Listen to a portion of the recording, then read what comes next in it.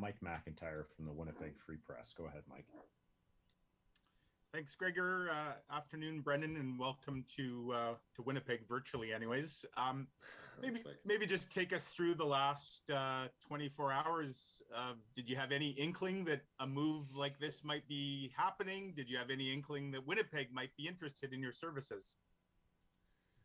Yeah, lots going on in the last, 12 to 15 hours. Really, I don't even know if it's been a full 24 hours yet, but. Yeah, some obviously mixed emotions anytime a player gets traded. This isn't my first time, as a young, single guy going from Dallas to San Jose, and then you kind of move on at a trade deadline trade as well when I came to Washington. So I think first and foremost, kind of the emotions are excitement going to a really good team, a team that's been really good for a number of years now. Playing in the Western Conference against them more times than with Washington.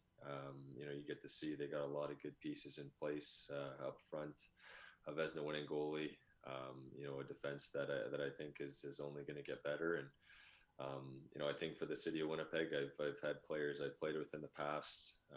I've attended a few weddings there for some friends of mine over the years, and just excited to kind of get out there, get with a very passionate and exciting hockey market, to play there in Winnipeg and see the fan base. It's a lot of fun, as an away team, getting yelled at. It'll be nice to have some people cheering for you. And again, it's something where I had a great little run here in Washington and met some good people and good relationships. But in the hockey world, you're always looking forward to the next adventure. Go next to Kelly Moore from 680 CJOB. Go ahead, Kelly. Thank you, Gregor. And don't unmute me for a second. I just want to double check. Brendan, where are you joining us from, please? From DC. Okay. Yep. And just in terms of welcome. Thank you. Done that. You just talked about the experience that you picked up along the way. So I'm kind of curious as to from the physicality, which obviously we've talked a lot about Winnipeg needing, but also that experience with successful hockey clubs. Which one do you think you bring more of to the Jets from that perspective? Well, I think I bring a lot of different things. I think for myself, again, playing over the last I think this will be my 10th season going forward. I've been very fortunate to play with a lot of amazing teammates, a lot of good teams. Been to a Stanley Cup final. That's one of the probably biggest memories for me and achievements. And I think when you're able to get to that point and have some success, it only makes you want to be better and want to go further. And I think for my personal style of game, of course, physicality is a big part of it. But I think for a bigger guy, 6'4", whatever, 220, I think 225-ish, I think I can skate and I love to join the play.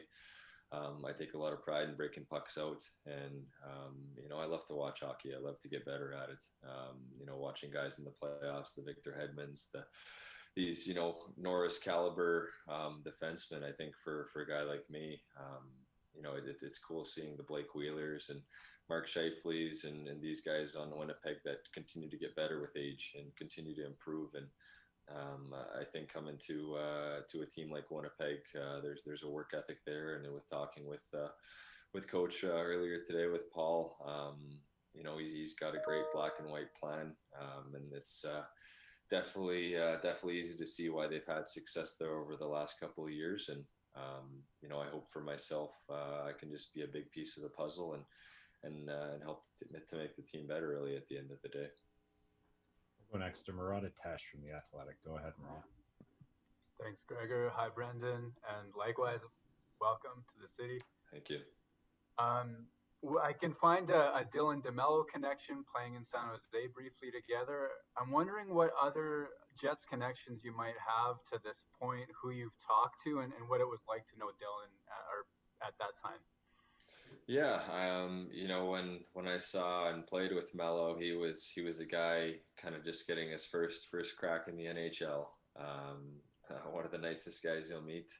Somebody who who's worked at his game and, earned everything he's gotten over these last couple of years between Ottawa and Winnipeg. And I think for the rest of the team, I've spoken with a few of the guys through text and obviously played against them for the last number of years. And, I've skated a little bit with Scheifele and Wheeler over the years, just kind of through different ice times across Western Canada and whatnot. And, the team as a whole, when you look at it on paper, so much talent and so much kind of every little piece to be able to have a winning team. And kind of like what I talked about, I've seen some of the best players in the world, been fortunate enough to be parts of good locker rooms and good teams that, when you get into a room and you're accepted or you're kind of getting to know your teammates, that's a big part of having success. And that's kind of what I'm looking forward to, is just kind of getting out there and meeting more guys and getting that kind of comfortability. And,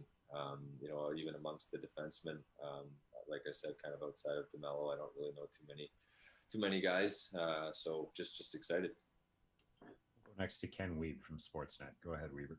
Thanks for your afternoon, Brenden. I can remember talking with you when you were still with San Jose before the last trade. Does it become any less jarring when you've gone through it now a couple of times? I think anytime you get traded, there's a little bit of frustration that goes into it. There's kind of the, could I have done something differently? Or, I think for me, this past year was probably one of my better seasons that I've had. And I think that's the excitement for me, is to be able to go to Winnipeg and just continue to build my game. And it's kind of for me, I wasn't drafted. I haven't really been one of those guys who, I don't want anything given to me. I want to be able to earn it. I want to make sure that's whether that's my B partner or, the forward line I'm out there with on my team or the team I'm playing for, knows that I'm going to do everything I can to make us better. And when you do get traded, this being the third time now for me, it's kind of crazy. I just signed the 4-year contract last summer, and you kind of get settled and get to know guys. And it's part of the hockey world, unfortunately, where you've kind of got to turn the page now. And the people you make friends with, whether that's in San Jose or Washington here for me, those people you always be able to connect with and always be able to spend time with when it comes down to it. But, I'm going to a team that wants to win, that thinks we can win, that believes we're going to be right there. And that's exciting going into a season with those being the expectations. We'll go next to Ted Wyman from the Winnipeg Sun. Go ahead, Ted. Thanks, Gregor. Hi, Brenden.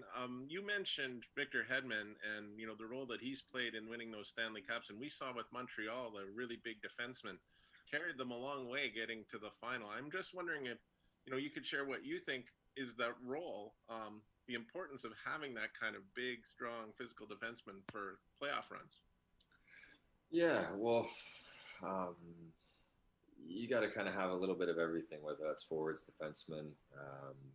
You got to have your speed guys, you got to have your bigger guys, you got to have your role players. And I think for me, I think skating and, positioning is a big part of my game. And to be able to be big, to be physical, to be hard to play against, hard to play against is something I want players on the other team to know at the end of the night. I don't want them to be coming into Winnipeg and think it's going to be an easy game, a game against us. And I think for the team already, you've got big physical players. And then I think when you look at the Mark Scheifeles and, the Kyle Connors and, these aren't small guys either. And they're players that can play a physical brand of hockey. And you see the teams that ended up being in the finals, guys on both sides, the David Savards, the Victor Hedmans, the Joel Edmondson, Shea Weber, Jeff Petrie. I mean, these are all big guys, but they can all move too. And that's something that in this day and age, you got to be able to skate. You got to be able to join the play and create offensively. Teams are too good defensively when you only have 3 forwards that are getting up in the rush. And I think for myself, I try to chip in when I can, but I know what makes Brenden Dillon the best hockey player that he can be. And that's being somebody that's, clearing out the front of the net, that's blocking shots, taking pride on the penalty kill, but at the same time, creating offense when I can, for sure. We'll go next to Carter Brooks from Game On. Go ahead, Carter. Hi, Brenden. Welcome to Winnipeg again, virtually. We were just talking about experience and Stanley Cup playoff experiences you've touched on. Another guy that signed yesterday, Paul Stastny, he brings a lot to the front in terms of playoff experience. What do you know about Paul, and how excited are you to be on a team with a guy like that? Well, I don't know Paul too well, but I do know one thing is he's a heck of a hockey player, and I'm definitely happy to be a teammate of his than someone that's having to play against him. And I think anytime someone like Paul Stastny is wanting to re-sign with your team, at his age, with everything that he's accomplished, is still wanting to be a big part of a team. You know that he sees something here. He's been in that dressing room. He's been on that ice with that team, and everything you hear about Winnipeg, the Jets organization, from the GM, the ownership, on down to the coaching staff, it's first class. And I think from whether that's someone that's played there or guys that have gone there in free agency, it's an exciting thing for a player when you're coming and you're going into that kind of environment. And it's someone that I'm sure a guy like Stas has seen and experienced, and is a big part of that team. We'll go back to Kelly Moore from CJOB. Go ahead, Kelly. Hey, Brenden, you mentioned that in the earlier trades, it might have been a bit of a different circumstance, I think, than this one, where it seems, at least on the outset, to be all about the business of hockey, and being left unprotected for the expansion draft last week. Was there anything in your mindset that prepared you that this was probably coming? And when did you actually find out about the trade, last night or this morning? Yeah, well, it is unfortunate. I mean, I know there is, a guy in the name of Mr. Ovechkin that needed a new contract this summer, and he's done a heck of a lot for the franchise in Washington, and not just for that, but for the game of hockey and the NHL. And those are conversations I'm not a part of when it comes with management and him. And I know for Washington, they're a cap team that's is trying to win a Stanley Cup every year, and with that comes decisions. And this was obviously a route that they kind of chose to go down. And I think for me as a player, you kind of take that with a chip on your shoulder. You want to go and just go to that new team and prove them right. I think that's for Chevy bringing me in.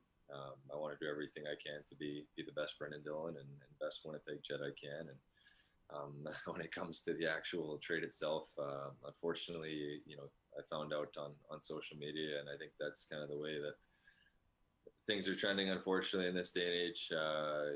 With some of the trades that have gone on in the past recent weeks and past couple of years, I was, I'm still here in DC, and some neighbors of mine had, had some just kind of beer league later night hockey, and I got invited out too. So went out to that last night, and it was a later ice time, as you can imagine, being on a Monday night. And sure enough, got off the ice, and just as everyone's kind of winding down, one of the guys that kind of said they'd check their Twitter or Instagram, and next thing you look at your phone and there's a couple missed calls, and off we go. So that's the unfortunate thing with some of the social media in this day and age, is you find out some things that way. But we're in 2021, and it kind of is what it is. And I've talked to some of my former teammates, and just friends from back home, and some of the new my new teammates too. So it's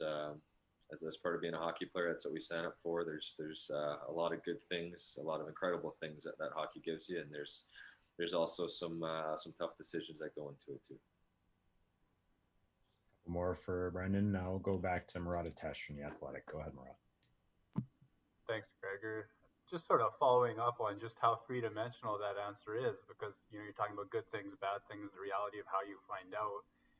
Having moved a couple of times now, I've always wondered, what do teams do to prepare you for that transition to the new city in terms of information, in terms of making it easy? I'm sure you're just at the beginning of that with Winnipeg, but what does that even look like? Well, it's a lot. When you look at it, some guys have kids in school, some guys have built their forever home, some guys are just renting and have all their furniture. They can just grab the keys and lock the door and off they go. I don't have kids or anything right now, but I do own my house here. But there's decisions that kind of have to be made, and especially with how short the off season is this off season, those things kind of get projected a little bit quicker than maybe you were thinking if that something was to happen. And every team is probably a little bit different in there, right? I mean, Winnipeg's been fantastic so far with talking with everyone in the organization, where to live, where guys live, rent, buy, where most guys are, people reaching out to make the transition easier. Those are things that, you've kind of got friends and family for that can make it a little bit easier. You just are, at the end of the day, hoping to go somewhere where you're wanted to go, somewhere where it's going to be a good situation. And I think Winnipeg ticks all those boxes. And final question, Mike McIntyre from the Free Press. Go ahead, Mike. Brenden, just a lighthearted follow-up. You mentioned playing beer league hockey last night and finding out. I'm just curious, what's the caliber of the beer league? Do you let anybody else touch the puck on the ice?